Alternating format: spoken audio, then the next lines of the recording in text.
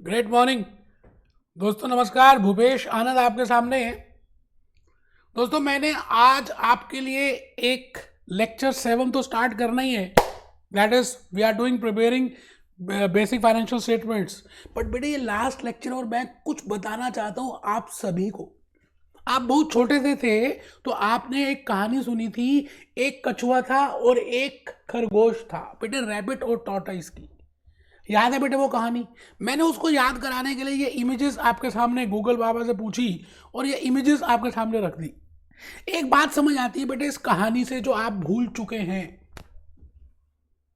आपको लगता है आता है, आपने 12th में कर लिया, ग्रेजुएशन में कर लिया, कर लेंगे और आप करते नहीं हैं। वो बेटे जो नॉन कॉमर्स वाले होते हैं, साइंस साइड वाले स्टूडेंट्स हैं या जो कॉमर्स वाले भी हैं, जो जिन्होंने कहानी अभी भी जिनको याद है, बेटे वो कछुए की चाल से चलते रहते हैं। बेटे लाइफ भी सक्सेस के लिए, लाइफ में सक्सेस अचीव करने के लिए आपको हर रोज कुछ ना कुछ चलना है। भले आपकी स्पीड स्लो है, it hardly matters, but the point is you are doing some effort, you are moving forward. बेटे रैबिट जैसे आपको जरा सा भी अभिमान या गर्व या ईगो या होना नहीं चाहिए कि मुझे सब आता है, मैं कर लूंगा। नहीं बेटा, आप ये बताइए इस कहानी में कछुआ जीत गया था, जबकि उसकी स्पीड आप सभी को मालूम है कैसी है। तो एक ही बात समझ आती है, F3 फाइनेंशियल अकाउंटिंग जो आप अटेंड कर रहे हैं, मेरे लेक्चर्स देख रहे हैं आप, बेटे आज 17th लेक्चर्स कंप्लीट हो गए। अब तो 4-5 चैप्टर्स ही रह गए complete F3 and I am doing F9 for after that. मैं अब स्किल लेवल और प्रोफेशनल लेवल के पेपर्स करने जा रहा हूं, क्योंकि नॉलेज के तो तीनों कर दिए मैंने। तो बेटा समय तो बीतता जा रहा है और हर रोज जब मैं अपना नया सब्जेक्ट जब स्टार्ट करता हूँ तो उस दिन लगता है इतना बड़ा है, 20-22 चैप्टर्स करने पड़ेंगे। बट द पॉइंट इज मैं हर रोज कुछ ना कुछ रिकॉर्डिंग करता हूं, तो अल्टीमेटली मैं उस सक्सेस के अचीव उस पॉइंट पे पहुंच जाता हूं। तो मैं आज यही बात आपको बताना चाह रहा हूं। कछुए की कहानी आप अगर ध्यान से देखें तो बेटा लाइफ में हमें काफी कुछ सीखने को मिलता है उससे। आइए, ग्रेट मॉर्निंग, मैंने भूपेश आनंद लिख दिया अपना नाम। ला कागज कलम दवात ला, लिख दूं मैं अपना नाम तेरे नाम के साथ। तो आप रजिस्टर ओपन कर लें। Preparing basic financial statements chapter 17 lecture 7 आज लास्ट लेक्चर है।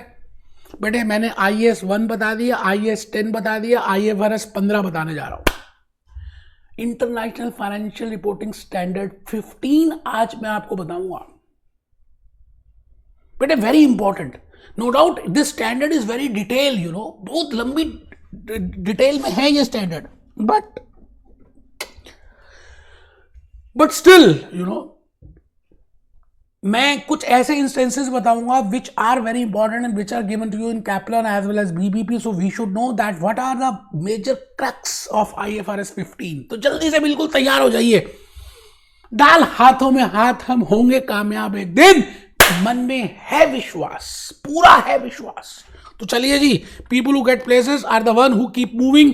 मैंने इसकी इमेज भी दिखा दी। मैं आ गया जी भूपेश आनंद आपके सामने, बिल्कुल मुद्दे पे आ गया सीधा। विकिपीडिया देखेंगे, गाने भी देखेंगे, बट पहले मुद्दा तो देख लो। IFRS 15 which I have discussed, which I have told you in the last lecture that for basic financial preparation of the financial statements I require IAS 1, I require IAS 10, I require IFRS 15। जैसे बेटे किसी चीज को बनाने के लिए, दही सांबर वड़ा बनाने के लिए आपको सांबर वड़े के लिए कुछ कंपोनेंट्स की जरूरत है। Similarly for financial statements I need some 3 components. Basically F7 में we need so many different components.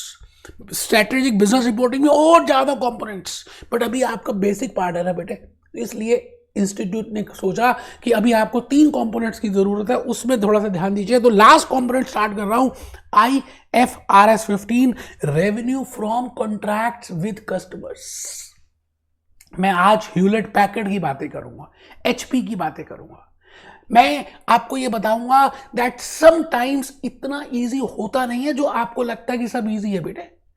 I think you have heard about revenue recognition in chapter number 1. I have taken 20 lectures for explaining revenue recognition. Accrual concept क्या है, revenue recognition क्या है, prudence concept क्या है, हम किस तरह से रेवेन्यू को रिकॉग्नाइज करते हैं. Because if I do a wrong recognition, profit can converted to loss and loss can be converted to profit, and that is nothing but creative accounting. That is just manipulation of accounts. So I should have principles, I should have practices, I should have policies, I should have benchmarks which tell me that yes, this is to be treated as a revenue and this is expense for this year, this revenue is for this year and this revenue is for next year. बेटे जब तक आपको bifurcation करना नहीं आएगा income को और expenses को, और स्पेसिफिकली आज मैं बात कर रहा हूँ रेवेन्यू की, and that too after COVID-19, you have seen that revenue of digital companies have increased like anything. तो मैं भूपेश आनंद चाहता हूं कि आप रजिस्टर ओपन कर लें, बिल्कुल टेबल चेयर में बैठे. लास्ट लेक्चर है बेटे, ईमानदारी से, सिंसेरिटी. अल्लाह मियाँ भगवान आपकी ईमानदारी पे ज्यादा खुश होता है. आप इंटेलिजेंट नहीं है कोई बात नहीं, आप बस एफर्ट तो कर रहे हैं. कर्मण्यवाधिकारस्य मा फलेषु कदाचन. बेटा फर्स्ट पॉइंट लिखना आप सभी ने, आपको आता है मुझे मालूम है, still you have to write down. We have to do revenue. How we will recognise revenue from the contract. उसके लिए मुझे कुछ बेसिक बातें बतानी है. बेटे लोहा गर्म तो करने दो, तभी तो चोट मारूंगा. अभी पहले गर्म हो जाए आप. फर्स्ट पॉइंट लिखें गर्म होने के लिए, रेवेन्यू रिकॉग्निशन कंसेप्ट. मैंने नहीं लिखा कंसेप्ट, आप लिखेंगे प्रूडेंस कंसेप्ट, समझदारी का concept, accrual concept. Now these are the three concept which we are already aware of. As per these concepts, the revenue is to be recognized for that period if it relates to that period and if there is a transfer of control, if that goods have been delivered. but बेटे आजकल कुछ अलग system है, मैं उनकी बातें discuss करूंगा. बेटे आपके पास मेरे जूस नोट्स हैं क्या? एक बच्चा है कहता है. अच्छा बेटे अगर हैं तो आप एक बार निकालिए जूस नोट्स को. मैंने आपको जूस नोट्स बड़ी मेहनत से बना के दिए बेटे. हाँ सर वो बात तो सही कह रहे हो आप. कंसेप्ट नंबर 7 आज हम डिस्कस कर रहे हैं, and total I have divided this chapter into 7 concepts. आज लास्ट कंसेप्ट है accounting treatment of revenue from this from contracts. Contracts क्या होते हैं? वायदा. मैं तेरा तू मेरी, वायदा. बेटा आप ये बताइए, एक लड़का एक लड़की को कहता है रिंग सेरेमनी में कि हम इस दिन मैरिज कर लेंगे. कॉन्ट्रैक्ट हो गया बेटा. Forward contract, future contract. Contract means एक ऑफरर होता है, दूसरा एक्सेप्टर होता है. And in India we have a different act for that is named as Indian contract act. वायदा. बेटे एक व्यक्ति ऑफर करता है, दूसरा एक्सेप्ट करता है, और उसके अगेंस्ट कंसिडरेशन होती है और उसको हम लिखित रूप में लिख देते हैं, तो हम कहेंगे इसका नाम है कॉन्ट्रैक्ट होना. बेटे concept 7, accounting treatment of revenue from contract with customers. Revenue is income arising in the course of this. We know that revenue HDFC के लिए revenue क्या है? We know that. We know the revenue is for DLF. We know the revenue for Hindustan Lever. We know the revenue for Patanjali. We know the revenue for Coca-Cola. We know the revenue. It means revenue something which they are with operating activities. जो उनका main धंधा है. My main business is sale of video lectures, taking live classes, taking classroom classes for ACCA, for CFA, for CPA America, so for CMA USA, for CA, for CS. It means that is my revenue. But the point is, video lectures मैंने आपको दिए और उस video lectures की 6 महीने की validity है, और मेरा अकाउंटिंग पीरियड है जनवरी टू दिसंबर, और हमारे और आपके बीच में कॉन्ट्रैक्ट हो गया. हमने आपको एडमिशन फॉर्म दिया, आपने एडमिशन फॉर्म साइन कर दिया, और उसमें हमने लिखा था that this will be for 180 days.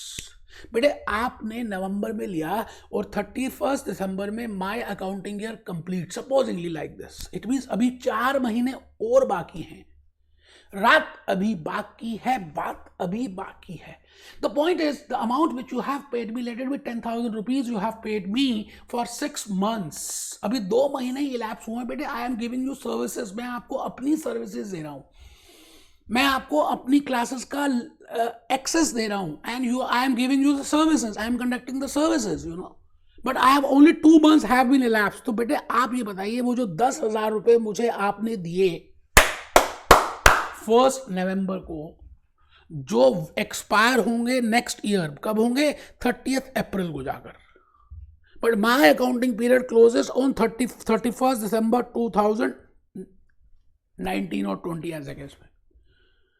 तो बेटे as per revenue recognition, because as per the prudence, as per the logic, as per IFRS 15, वो 10,000 रुपए should not be my revenue for that accounting year because I have not given you the services. I have to give you the services for 4 more months. I cannot recognize that total 10,000 rupees as my revenue for this year, that is up to for 1st January 2019 up to 31st December 2019 में मैं उस 10,000 को recognize नहीं कर सकता. करना भी नहीं चाहिए लॉजिकली. आप बताइए, 6 महीने की मैंने आपको एक्सेस दी, 2 महीने अभी हुए हैं, 10,000 चार्ज किए, तो बेटे मुझे 3rd क्लास में जाना पड़ेगा प्रोपोर्शनेटली 2/12, क्योंकि 2 महीने वो 2/6 मैंने आपको 6 महीने का एक्सेस दिया. तो बेटे 10,000 को मैंने 6 महीने में भाग कर दिया और 2 महीने एक्सपायर्ड हो गए, तो जितने भी 2 महीने के बराबर का रेवेन्यू आएगा that will be revenue for 2019 accounting period. And for 4 months जो भी एक्सपायर नहीं हुए that falls in next year because I have to give you the services up to 6 months. बेटे वो 4 महीने का रेवेन्यू अगले साल जाकर रिकॉग्नाइज होगा. बस यही IFRS 15 ये कहना चाहती है कि अगर मैंने आपसे वायदा कर लिया, कॉन्ट्रैक्ट कर लिया देने का और लेने का, तो बेटे उस केस में I have to follow the logical approach. This is only IFRS 15. फिर भी मैंने बड़ी प्यार से आपके लिए स्लाइड्स बनाई. Revenue recognition is very important for fair presentation. Revenue should be in this excluding. बेटे आप जब रेवेन्यू शो करते हैं, मैं भूपेश आनंद क्लासेस हूँ, सपोजिंगली मैं आपसे GST भी चार्ज करता हूँ. 10,000 की क्लास बेची, 18% का GST लिया, 1,800 रुपये, 11,800 रुपये मैंने आपसे ले लिए. एक बच्चा तो घबरा गया, उन्होंने कहा आई हैव पेड 11,800. मैं तो अज्यूम कर रहा हूँ ना बेटे 11,800 मैंने आपसे ले लिए. 11,800 को अगर आप संधि विच्छेद कर दें, अगर आप तोड़ दें, तो you will find 2 figures. One is 10,000, the amount which I have received in my pocket, and second is 1,800. No doubt I have received it, but that will not remain in my pocket. That I have to pay to the authorities, to the regulators. 1,800 रुपये मेरी जेब में थोड़ी रहने वाले हैं. That is an indirect tax I have collected on their behalf from you. आप directly वहां नहीं देंगे तो आपने मुझे दिया और मैंने उनको देना है. बेटे वो 1,800 इज नॉट माई सेल. 10,000 जो मैंने वीडियो लेक्चर्स आपको बेचे, no doubt I have sold at 11,800, but that 1,800 is my expense. So I will show my revenue as 10,000, not at 11,800. I am Bhupesh Anand classes. तो यही बात लिखिए, exclusive of sales tax and amount collected on the behalf of other. जैसे मैंने अभी example देना है make माई trip का. बेटे मेक माई ट्रिप का नाम सुना है, या आपने ओला रूम्स का नाम सुना है, या आजकल बड़ी सारी ऐसी ट्रैवल एजेंसीज आ चुकी हैं. दोस्त अगर आप उन साइट पे जाते हैं तो directly you can see the what are the rates. जैसे आपको यहाँ से लंदन जाना है, ये बच्चा तो खुश हो गए बेटा जैसे ही मैंने कहा लंदन जाना है. हाँ बेटे, आपको जहाँ जाना है उसको सोचिए, आप कर चुके हैं, उसको विजुलाइज कीजिए, माइंड में पिक्चर्स बनाइए, हकीकत बन जाएगी. कायनात वो मदद करना शुरू कर देती है. अब आपने लंदन जाना है तो आपने दिल्ली से लंदन की फ्लाइट्स देखी कौन कौन सी जा रही हैं और उनका कंपैरिजन करने की कोशिश की. तो मेक माई ट्रिप की साइट में गए, वहां पर आपने देखा जेट एयरवेज का सबसे कम प्राइस है, तो आपने पेमेंट मेक माई ट्रिप को कर दी और मेक माई ट्रिप ने आपकी बुकिंग कर दी जेट एयरवेज की as on the particular date. अब बेटे मेक माई ट्रिप थोड़ी लंदन लेकर जाएगी, उसकी एयरवेज नहीं है, उसकी फ्लाइट्स नहीं है, उसकी एयरक्राफ्ट नहीं है, उसकी एयर बसेस नहीं है. Airbuses are of Jet Airways. Make my trip क्या करेगा, आपने जो पैसे दिए, आपके पैसों में से कुछ पैसे वो अपनी कमीशन, अपनी दलाली अपने रख लेगा, and the balance amount he has to give to Jet Airways. Real life example है बेटा. तो point is make my trip को अपना रेवेन्यू कितना शो करना चाहिए. Let it be 50,000 rupees you have paid to make my trip. Out of that 5,000 is commission of make my trip. 45,000 उसको Jet Airways को देने हैं. तो बेटे make my trip should show it revenue by 5,000 rupees, not by 50,000 rupees. यही बात यहां पे मेंशन कर रही है IFRS 15 बेटे. Otherwise it will not give a true and fair view. So the amount collected on behalf of others, Make my Trip, Jet Airways, Bhupesh Anand. बेटे क्या रियल लाइफ एग्जांपल्स आपको दे रहा हूं so that you can get an idea कि IFRS 15 बेटे F7 में पता नहीं कितना लेक्चर लेता हूँ IFRS 15 के लिए. आपके लिए एक छोटा सी बात बस बतानी है, because that is only in your course. हमारा चैप्टर नाम है प्रिपेयरिंग बेसिक फाइनेंशियल स्टेटमेंट्स. तो सेल्स टैक्स की बात बताई, ये बताई, फिर हम कुछ 5 स्टेप्स की बातें करेंगे. ठीक है जी। उसके बाद हम आएंगे, इसमें आएंगे, कंडीशंस की बातें करेंगे, हम सब देखेंगे। आप बिल्कुल भी टेंशन मत लीजिएगा, मैं भूपेश आनंद आपके साथ ही रहने वाला हूं। आप अभी तक अपना रजिस्टर नहीं खोला तो खोल लीजिए बेटे, बेटे वो तो खोलना ही पड़ेगा। एक बच्चा कहता अच्छा सर खोल लेते हैं, ठीक है जी। फर्स्ट पॉइंट आप लिख चुके हैं, ठीक है sir. Second point, for recognising revenue in accounting period, एक अकाउंटिंग पीरियड जो 12 महीने का पीरियड है, उस पीरियड में रेवेन्यू को रिकॉग्नाइज करने के लिए, this is the accounting period, in this period for recognising your revenue, it is important to check, ये बड़ा इंपॉर्टेंट है ये चेक करना कि क्या वो रेवेन्यू, क्या वो कंडीशंस, क्या वो बातें आपने फुलफिल कर दी है as per IFRS 15। So it is important to check when and how much revenue from that transaction can be related to that accounting period.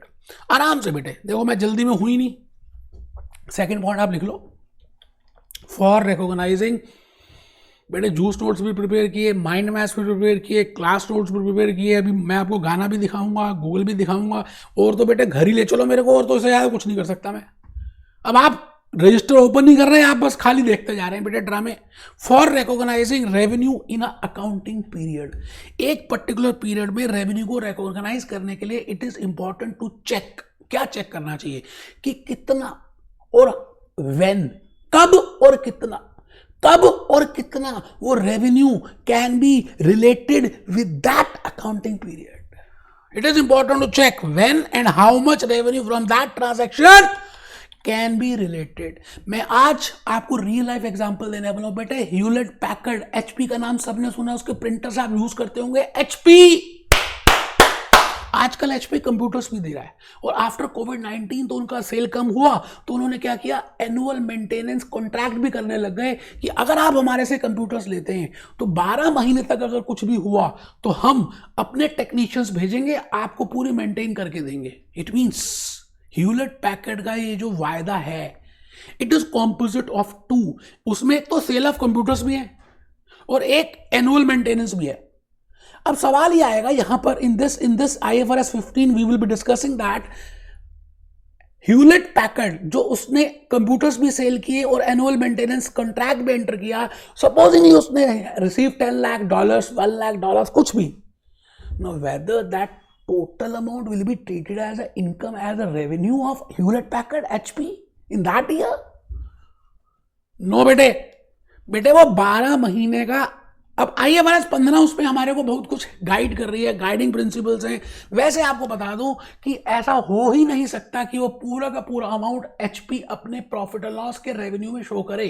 It is wrong as per IFRS 15 because IFRS 15 says there are 5 guiding principles जो आपको follow करने चाहिए। अभी देखेंगे बेटे, suspense है। तो आप थर्ड पॉइंट लिखें, revenue in profit and loss statement, ये लिख चुके हैं, मैंने स्लाइड दिखाई थी, फिर भी लिखना है। अगर आपने जूस नोट्स नहीं लिए तो बेटे लिखेंगे ना, तो मैं बता रहा हूं आपको ज्यादा समझ आएगा, याद भी रहने वाला है। आप खाली किसी चीज को पढ़ते हैं और लिखते हैं, लिख कर पढ़ने के बाद लिखते हैं तो बेटे उसमें रिटेंशन ज्यादा रहती है, फिर बादाम कम खाने की जरूरत पड़ती है। Revenue in profit and loss statement should be exclusive of sales tax और GST, जैसे मैंने अभी आपको भूपेश आनंद क्लासेस का एग्जांपल दिया, and should be excluding amount collected on behalf of others. मैंने आपको मेक माई ट्रिप का एग्जांपल दिया, तो आप लिख लें मैंने जो एग्जांपल दिया, क्योंकि एग्जांपल से आपको रिलेट कर पाएंगे। Excluding sales tax, Bhupesh Anand classes अपने रेवेन्यू में 10,000 शो करेगी, ना कि 11,800। No doubt that person, that student has paid भी 11,800, कस्टमर के लिए 11,800 ही है उसका खर्चा, बट मेरे लिए आमदनी रेवेन्यू 10,000 है, क्योंकि 1,800 मुझे देना है।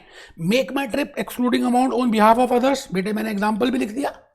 अब आपने मेक माई ट्रिप से जेट एयरवेज की भी पेमेंट कर दी और मोरिया शेराटन में एक होटल का रूम भी बुक कर दिया, तो बेटे मेक माई ट्रिप अपनी कमीशन रख के मोरियास को मोरियास के पैसे दे देगी, जेट एयरवेज को जेट एयरवेज के दे देगी। It means make my trip should only write the amount of revenue which is being there, which relates to them.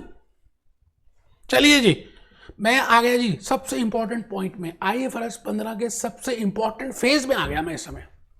It is important to follow अब ये कैसे पता चलेगा?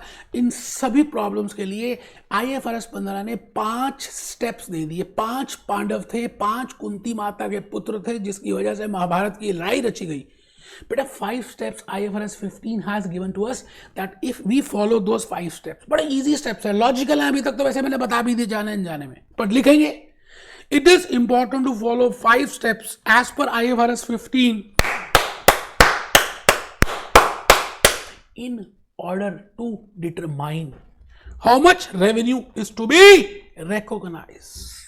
It is important to follow 5 steps as per IFRS 15 in order to determine the revenue to be recognized.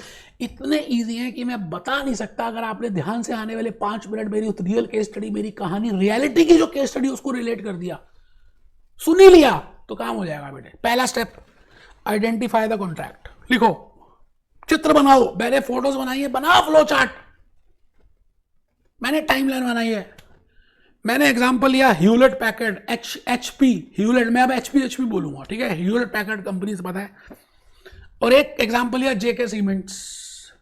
It means Hewlett Packard ने कुछ computer cell किए और उसके साथ एनुअल मेंटेनेंस का वायदा भी किया कि भाई हम आपको टोटल इतने पैसे लेंगे, इसमें हम आपको कंप्यूटर्स भी देंगे और आपको सर्विसेज भी देंगे। किसको देंगे? मुझे, JK सीमेंट को देंगे, और हम आपसे $2 लाख, $2 लाख रुपए चार्ज करेंगे।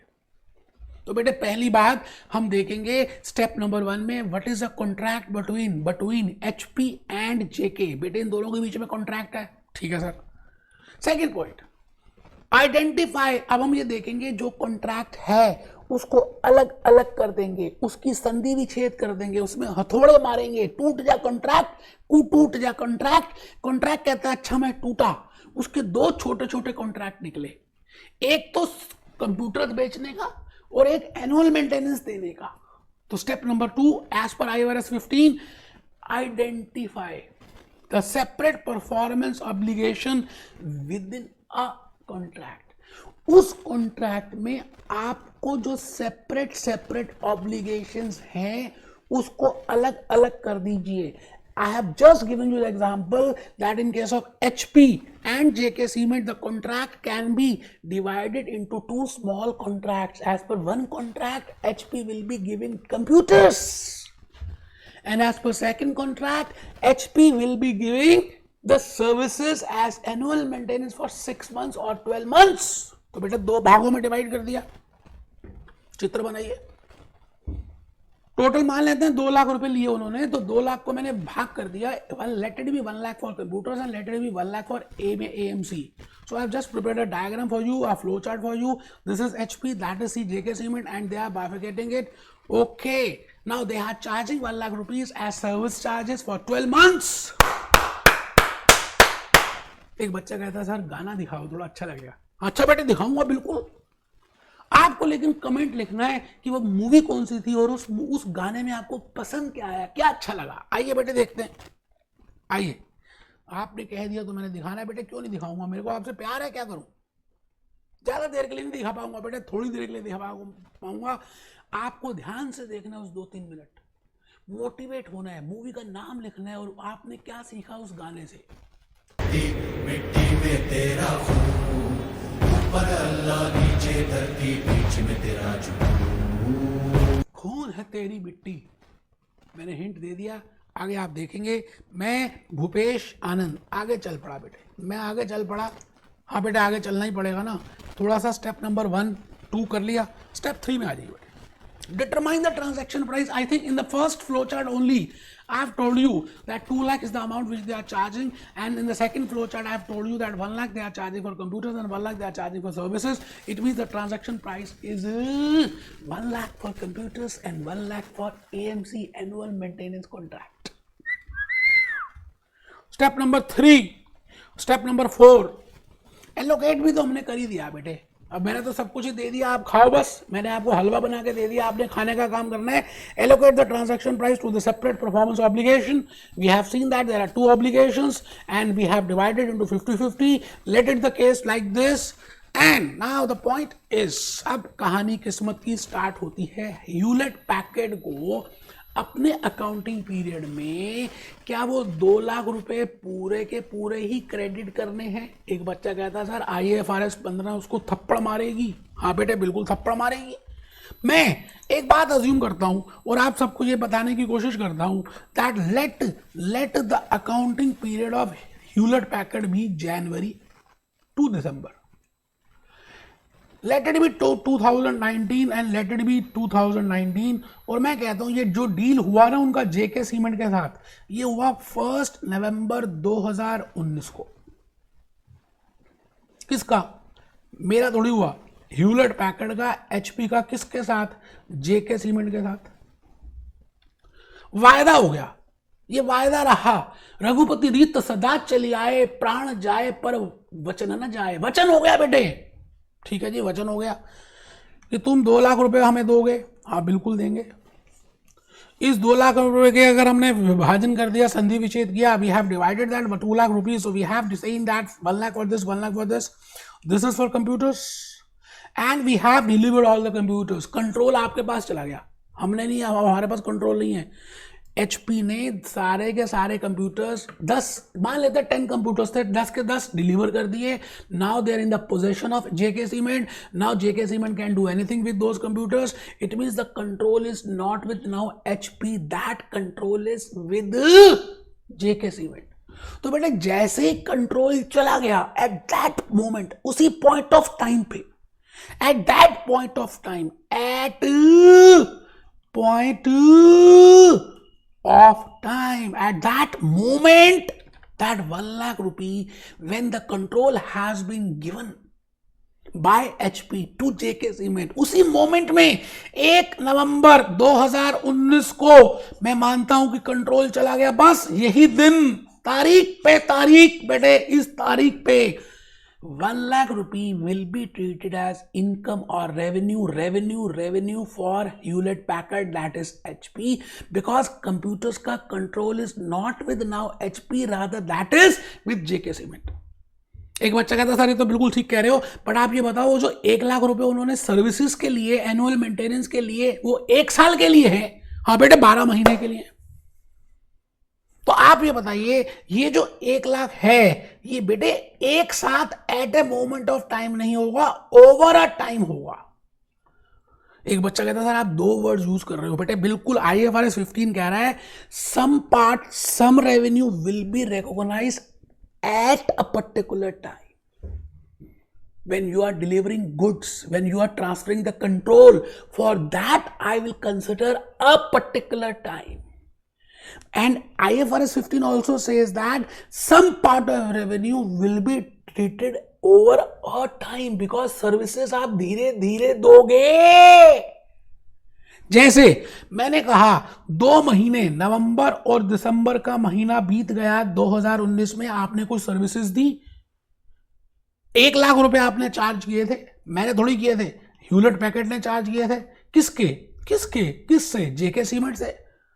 अभी 2 महीने बीत गए, तो बेटे 2/12 हम बाइफिकेट करेंगे, we will divide proportionately, you know, and that we will calculate, let this amount be 6 आ गया था बेटे, लेट दिस अमाउंट बी, मैं अज्यूम कर रहा हूं, लेट दिस अमाउंट बी 8000, मैंने कैलकुलेट नहीं किया, मैं मान रहा हूं 8000 है। तो बेटे this 8000 let it be into 2, that comes to 16,000। चलिए 16,000 आ गया, क्योंकि हमने 2 से गुणा भी किया था, तो let it be 16,000। Now the point is, this 16,000 rupees will be for the services which HP has provided to JK Cement for the month of November 2019 and for December 2019. So this will be treated as a revenue over a period of time। इसका मतलब 1 लाख जो services के मिले, AMC के मिले, उसमें 16,000 तो हम इसी ईयर 2019 में रेवेन्यू ट्रीट करेंगे, बट नेक्स्ट ईयर 84,000 जो है, वी विल सी कि कितना नेक्स्ट ईयर में आना चाहिए, because it is over a time. As per IFRS 15 we are following 5 steps. एक बच्चा तो नींद आ रही है उसको, वो तो बेशरम हो जैसे बैठा हुआ, बस किसी भी तरह से उसने का लेक्चर तो ले लिया, पढ़ सुनने तो है, बेवकूफ है ना, वो क्या करें। बेटे 5 स्टेप्स मैंने तो बता भी दिया आपको। सर 5 बता दिए? हाँ। अब आप देखिए 5 में एक 5वां क्या पॉइंट लिखा है 5 स्टेप्स हो चुके हैं.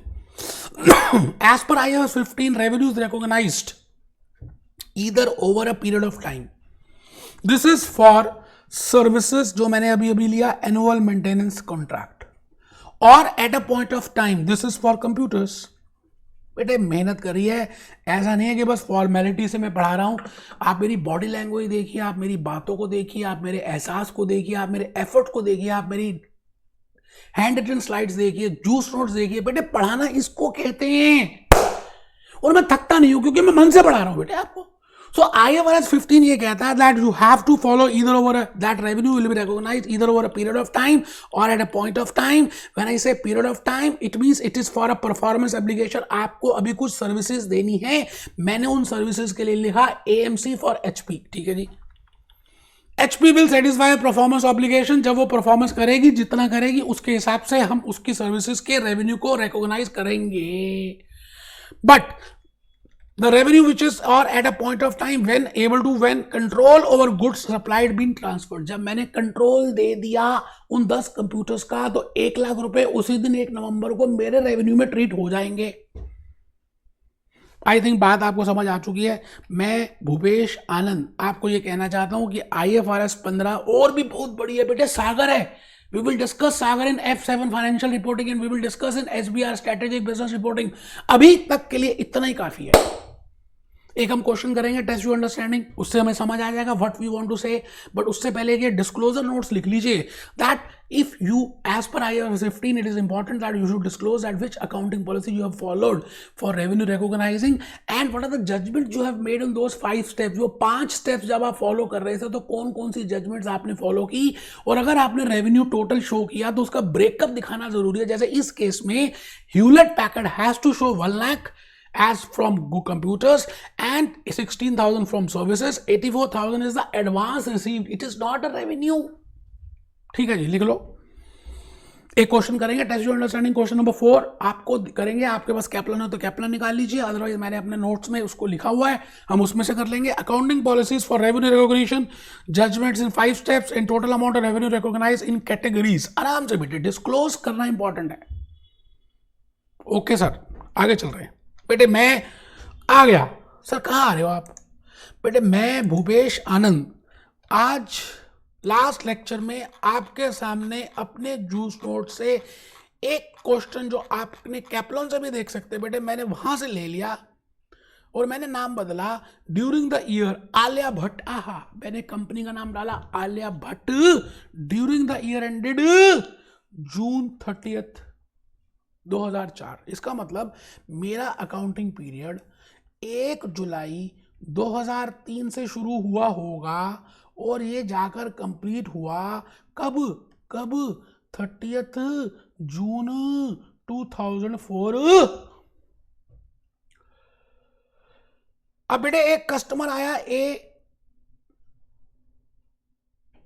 उसको हमने कुछ गुड्स दी 20 जून को एट अ प्राइस ऑफ 1000. उसको हमने 1000 प्लस 20% प्लस $200, टोटल अमाउंट 1200 रुपये ले लिए, $1200 ले लिए. Cash was received from customer on 31 July. Cash जो है बाद में मिला. बेटे ये तो बड़ी सिंपल है, रेवेन्यू रिकॉग्निशन पहले चैप्टर में बता दिया था. ठीक है जी. Alia Bhatt agree to sell plus a 6 month contract to. अच्छा पहले क्वेश्चन में देखते रहते हैं. पहले ट्रांजैक्शन में आप देखिए, क्वेश्चन का ट्रांजैक्शन भी पढ़ लेते हैं.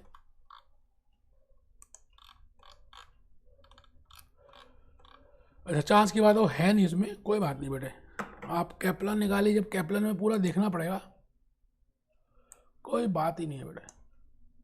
चैप्टर नंबर 23, चैप्टर नंबर हमने 17 में आ रहा है बेटा. लो जी.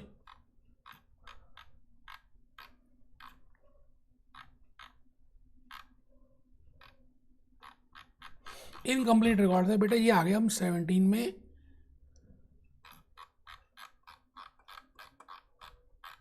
आप कैप्लन ओपन कर लीजिए बेटा. तब तक आप तो ऐसे खाली बैठे जैसे पता नहीं लड़के की शादी में आए हो हैं. आप लड़के के विवाह में आए, चुपचाप बैठे. लड़की की शादी मानी है और कुछ काम कीजिए भाई साहब, ऐसे नहीं मजे में कर रहे हैं आराम से बैठे हुए हैं, नहीं बेटे। बेटे अगर अभी से खून बहाओगे तो फिर पसीना नहीं बहाना पड़ेगा। अभी पसीना बहा लो थोड़ा सा, फिर खून नहीं बहाना पड़ेगा। ये है बेटा question. During the year AMS company, मैंने उसको आलिया भट्ट मान लिया, ठीक है जी। The goods were delivered on this at a price of this plus this, the cash was received by this. अब पहला क्वेश्चन पढ़ लेते हैं क्या कह रहा है। How much revenue can AMS company recognize for in its financial statement for the year ended 30th June in relation to the transaction with customer A. बड़े सिंपल था ये, तो बड़ा सिंपल है जी। मैंने बड़ी मेहनत की है सर, क्या बताऊं आपको, आप तो सोच भी नहीं सकते मैंने क्या क्या किया।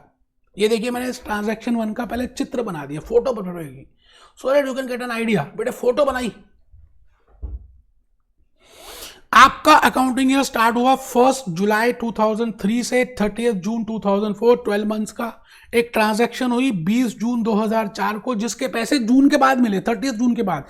We are following accrual concept, we are not concern that when we are getting cash, even if I am getting cash after that, still it will be treated as revenue, but when I treat it as revenue then it should be exclusive of sales tax. 20% is the sales tax which I have charge, so it is not 1200, no doubt I have collected 1200 from that customer, but मैं revenue $1000 ही show करूंगा। इसका answer $1000 आना चाहिए, ठीक है sir.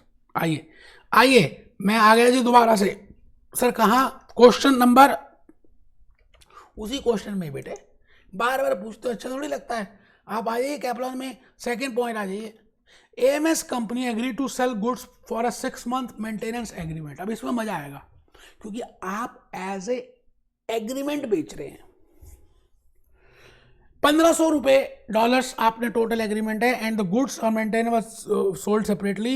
It means there is a 2 separate contracts, there would be sold for 900 and 600 respectively. इट मींस आप उन गुड्स के $900 ले रहे हैं और जो मेंटेनेंस के चार्जेस ले रहे हैं 6 महीने के, दैट इज $600, ठीक है sir. They should be this. The goods were supplied on 1 मई 2004। 1 मई 2004 को वो गुड्स सप्लाई हो गई, इसका मतलब 30 जून से पहले हो गई। कंट्रोल चला गया, गुड्स तुम जा रही हो, गुड्स कहते हैं हम जा रहे हैं, ठीक है जाओ, तुम्हारा कंट्रोल आज से हमारा खत्म। अब वो कंट्रोल करेगा तुम्हें कस्टमर को। बेटे ऐसा किस दिन पता चला? 1 मई 2004 को।